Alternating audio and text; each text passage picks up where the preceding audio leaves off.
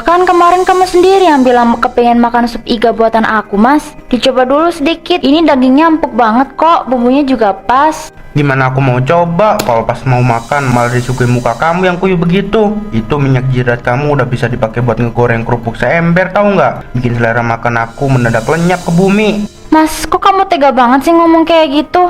Aku dari sore loh nungguin kamu pulang sambil nahan lapar, biar bisa makan bareng-bareng sama kamu. Ya salah kamu sendiri, ngapain nungguin aku? Aku udah bilang kan.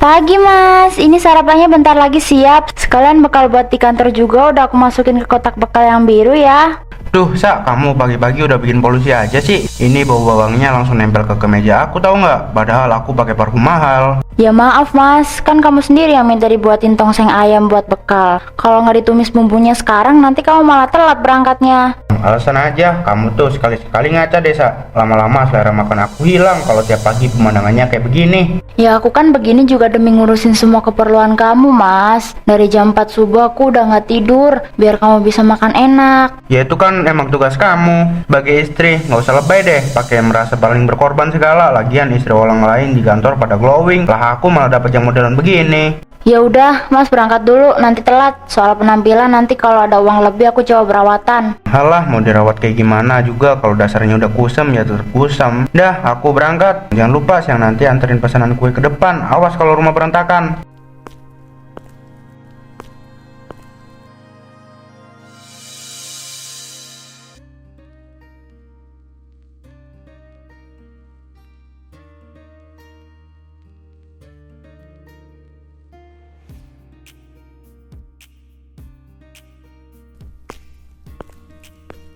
Pagi Jang Salsa, Jang Tia. Aduh, untung kayaknya udah siap. Ibu-ibu arisan udah pada neror aku dari subuh. Aku kayak ditagih utang bang. Pagi juga Bu Ratna. Tenang Bu, ini kuenya udah berjajar rapi, ditampah, tinggal dibungkus saja kok. Iya nih Bu Ratna, malah tadi si Salsa bikinnya sambil senam subuh. Makanya kayaknya jadi empuk dan montok kayak yang beli. Ah, Jang Tia, bisa aja nih mujinya. Nih, uangnya ya, Jang Salsa. Kembaliannya ambil aja buat beli es cendol, biar nggak puyeng amat ngadepin adonan. Alhamdulillah, makasih banyak ya Bu Ratna. Semoga acara arisannya lancar jaya dan gak ada yang berantem gara-gara salah kocokan. Amin. Ya udah, aku pamit duluan ya, Jang. Oh iya, Salsa, itu tangan kamu kok kering gitu. Jangan lupa maskeran ya, biar suamimu makin nempel kayak perangko. Dah. Tuh Sa, dengerin kata Bu Ratna, kamu tuh terlalu hemat beli lotion kulit gih. Tangan kamu udah kasar banget, mirip parutan kelapa tahu. Jangan biarin suami ngelirik cewek kantoran. Ah, kamu ada-ada aja Tia. Uang hasil kue ini mau aku tabung dulu buat beli keperluan dapur rumah tangga. Mas Usman kan paling hobi makan enak di rumah, jadi harus dicukup-cukupin. Kamu tuh ya mikirin perut Usman terus. Padahal si Usman itu di luar sana belum tentu mikirin perasaan kamu, Sa. Bisa-bisa dia lagi asik makan siang mewah bareng teman kantornya yang dandanannya menor-menor itu tahu.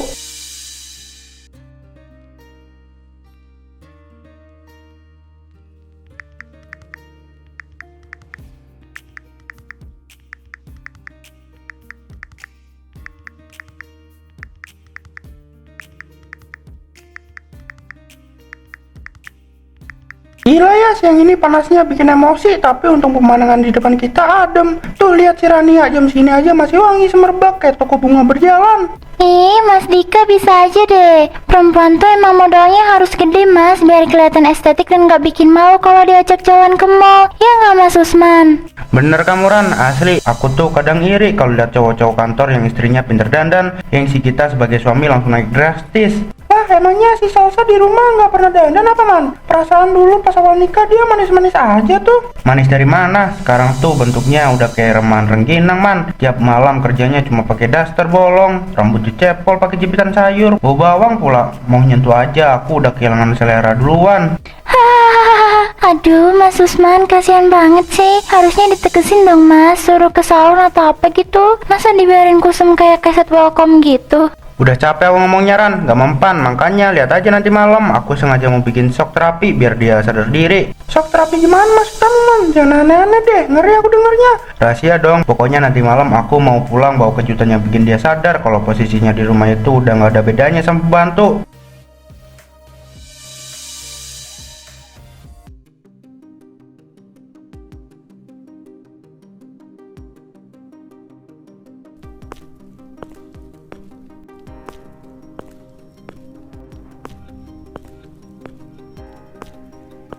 Alhamdulillah akhirnya kamu pulang mas. Ini aku udah masakin sup iga kesukaan kamu, masih anget. Sengaja tadi aku panasin lagi pas denger suara motor kamu. Alah, sup iga lagi, sup iga lagi. Kamu gak ada bosannya ya bikin masakan yang berminyak begini? Lihatnya aja udah bikin tenggorokan aku seret, Sa. Loh, kan kemarin kamu sendiri yang bilang kepengen makan sup iga buatan aku mas. Dicoba dulu sedikit, ini dagingnya empuk banget kok, bumbunya juga pas. Gimana aku mau coba kalau pas mau makan malah disuguhi muka kamu yang kuyup begitu. Itu minyak jirat kamu udah bisa dipakai buat ngegoreng kerupuk seember, tahu nggak? Bikin selera makan aku mendadak lenyap ke bumi. Mas, kok kamu tega banget sih ngomong kayak gitu? Aku dari sore loh nungguin kamu pulang sambil nahan lapar, biar bisa makan bareng-bareng sama kamu. Ya salah kamu sendiri, ngapain nungguin aku? Aku udah bilang kan, mending kamu ngaca sana, dandan yang bener. Ini penampilan udah persis kayak pembantu baru dapat mudik. Tapi hobi banget protes kalau dikasih tahu. Jadi semua pengorbanan aku ngurus rumah dari subuh sampai malam begini cuma dianggap kayak pembantu sama kamu, Mas. Gak usah drama, pakai nangis segala deh, bikin pusing aja. Lagian besok malam aku mau undang teman-teman kantor aku di sini. Kamu mending siap-siap mental aja deh daripada bikin malu aku.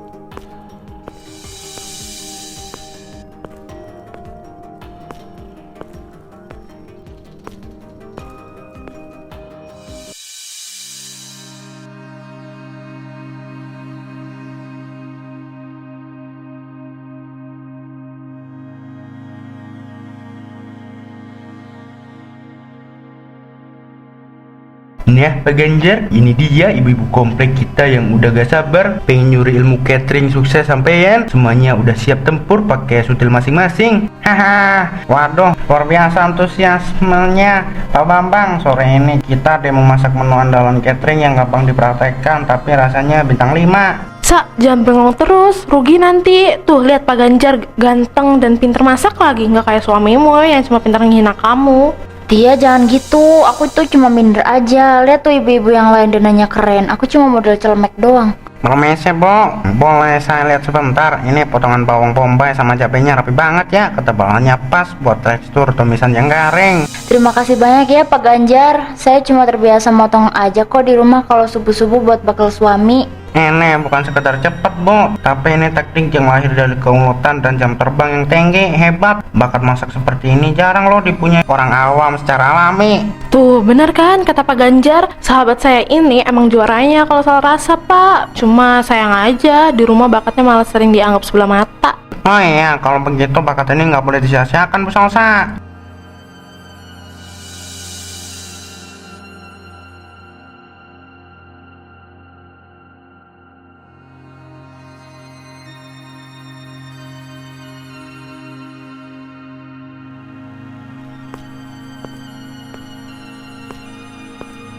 Wah, supiganya udah datang. Tapi kok yang nganterin penampilannya begini amat ya Mas Usman? Wanginya kalau sama asap kompor.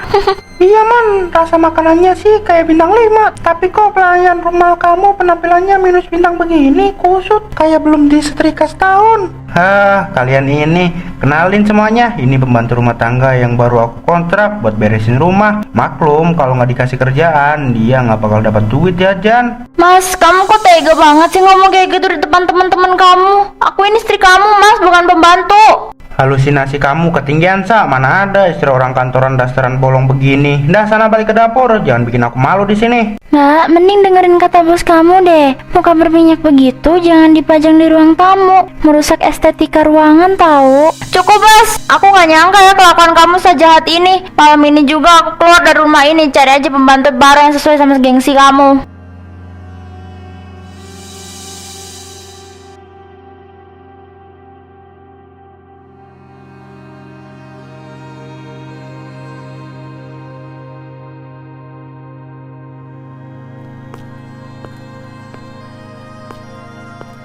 Minum dulu tehnya, Sa, biar plong dada kamu. Gila juga si Usman, bener-bener minta diulek barang cabai rawit mulutnya. Tega banget mempermalukan istri sendiri di depan teman kantornya begitu. Aku udah gak kuat lagi, Tia. Sakit rasanya digituin di depan orang banyak. Selama ini aku diem aja, dia diinjek-injek, tapi malam ini bener-bener keterlaluan. Aku dianggap gak ada harganya sama sekali. Bagus, keputusan kamu minggat malam ini adalah hal paling benar, Sa. Biarin aja si Usman menggap-menggap besok subuh gak ada yang nyiapin bekal. Biar dia makan tuh gengsi sama kos kaki kantornya. Tapi aku bingung, Tia. Setelah ini aku harus gimana? Tabunganku gak seberapa. Baju-baju aku cuma buat di tas jinjing kecil ini. Aku takut gak bisa bertahan hidup sendirian. Salsa cantik, selama ada Tia, kamu gak bakal terlantar. Rumahku ini terbuka lebar 24 jam buat kamu. Lagian, kamu punya bakat masak yang bisa bikin lidah orang bergoyang. Ngapain takut kelaparan? Lihat nih, Tia, Mas Usman kirim pesan. Dia bilang palingan besok sore kamu udah nangis-nangis di depan gerbang mau minta balik karena gak punya duit jajan. Sombongnya bikin emosi. Jangan dibalas, biarin dia ngetik sampai jempolnya keriting. Gini aja, mending besok pagi kamu ikut aku. Aku mau kenalin kamu sama seseorang yang bisa bikin hidup kamu berubah total dan bikin si Usman nyesel 7 turunan.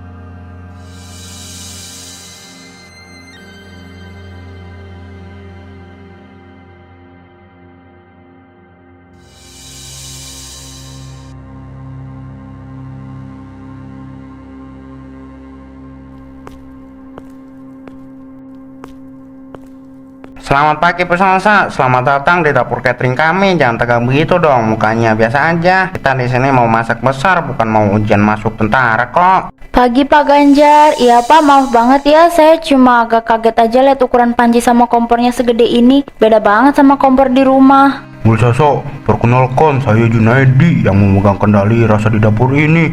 Pak Ganjar udah cerita banyak soal bakat potongan pisau kamu yang presisi waktu daulat tempo hari. Ingat ya, di dapur saya yang penting itu disiplin, kebersihan, sama rasa yang konsisten. Siap, Ses Junaidi. Saya bakal berusaha sebaik mungkin. Hari ini saya ditugaskan buat masak apa ya Pak? Hari ini jadwal kita masak rendang porsi besar buat catering pernikahan besok. Ini bumbu rempahnya udah lengkap. Nih senjata utamanya Bu, anggap aja lagi ngaduk emosi dan dendam masa lalu biar bumbunya makin meresap sempurna sampai ke dalam daging. Kalau capek bilang ya, jangan pingsan ke dalam panci. Bisa aja, Chef. Makasih banyak ya Pak Ganjar, Chef, udah kasih saya kesempatan emas ini. Sama-sama Bu Salsa, bakat dan ketulusan kamu itu berharga. Jadi buktikan ke semua orang kalau kamu bisa bersinar. Oh iya, habis beresin rendangnya ini kita langsung pindah ke ruang depan ya. Ada berkas penting yang mau saya kasih lihat ke kamu.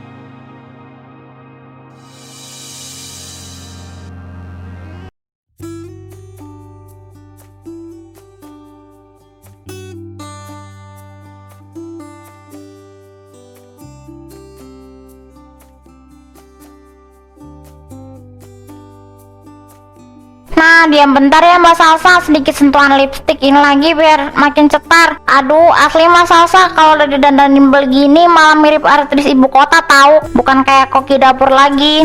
Mbak Maya bisa aja bercandanya, aku malah merasa aneh liat muka aku sendiri. Mulai sekarang kudu dibiasain Mbak, perempuan sukses itu nggak cuma pinter ngulik sambal, tapi juga harus pinter mempesona publik. Nih, cobain pakai sepatunya, pas nggak di kaki? Saya sampai pangling loh Bu Salsa. Ternyata selain masakan kamu yang punya cita rasa juara, aura kecantikan kamu itu bener-bener terpancar nyata. Pak Ganjar jangan ikut-ikutan ngeledek aku dong. Saya jadi makin grogi nih buat acara pameran kuliner nanti. Nggak ada alasan buat grogi Bu. Nih lihat, ini berkas kontrak resmi pengangkatan kamu jadi kepala pengembangan menu di catering kita. Semua resep baru kamu dapat respon luar biasa dari klien besar. Jadi kamu berhak dapat posisi terhormat ini. Ya ampun Pak, terima kasih banyak ya atas kepercayaannya luar biasa ini. Aku gak pernah nyangka kalau hobi masakku bisa dihargai setinggi ini setelah semua badai yang aku lewatin. Kamu sangat layak mendapatkannya Salsa. Ketulusan dan kerja keras kamu itu permata berharga yang selama ini salah tempat aja. Ya udah, sekarang kamu siap-siap. Mobilnya udah standby di depan buat antar kita ke pameran akbar.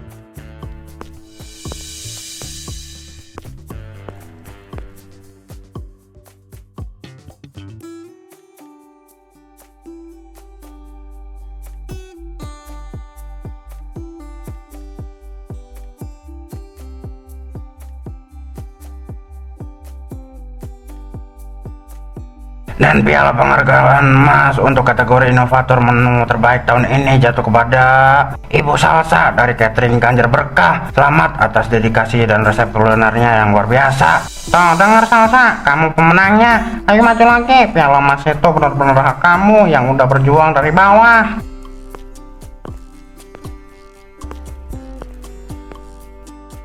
Terima kasih banyak Pak Gunawan. Terima kasih buat semua orang yang sudah menghargai ketulusan masakan saya. Ini seperti mimpi yang jadi nyata bagi seorang wanita yang dulunya cuma bisa nangis di balik asap dapur rumah. Luar biasa. Ayo Bu Salsa, Pak Ganjar, silahkan berfoto bersama dulu menghadap kamera depan. Ibu-ibu di luar sana harus mencontoh kegiatan Ibu Salsa ini. Lah, itu beneran si Salsa? Nggak salah lihat aku. Kok dia bisa jadi seanggun dan secantik itu? Mana daster bolong sama jepitan sayurnya yang dulu tiap hari bikin aku sepet. Salsa, lihat deh, ke arah jam 6 di barisan belakang ada mantan suamimu lagi melongo kayak nemu harta karun hilang. Mau kita semperin atau gimana? Biarin aja Pak Ganjar, nanti juga dia bakal nyari cara buat ngomong sama aku. Mending kita turun panggung lewat koridor belakang biar dia makin penasaran setengah mati.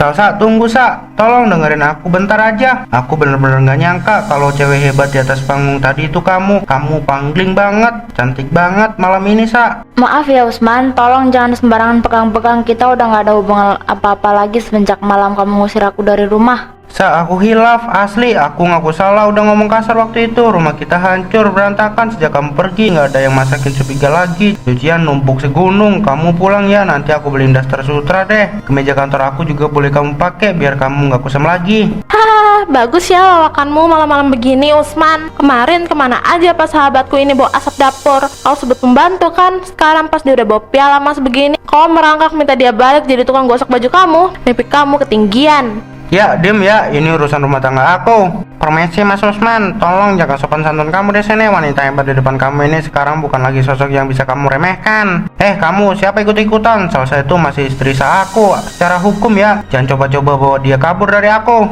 Nggak usah bawa-bawa status hukum Mas. Besok pagi surat gugatan cerai resmi dari pengadilan bakal sampai ke kantor kamu. Jadi mending kamu siap-siap aja deh tanda tangan di taman kota tempat kita janji bertemu besok sore.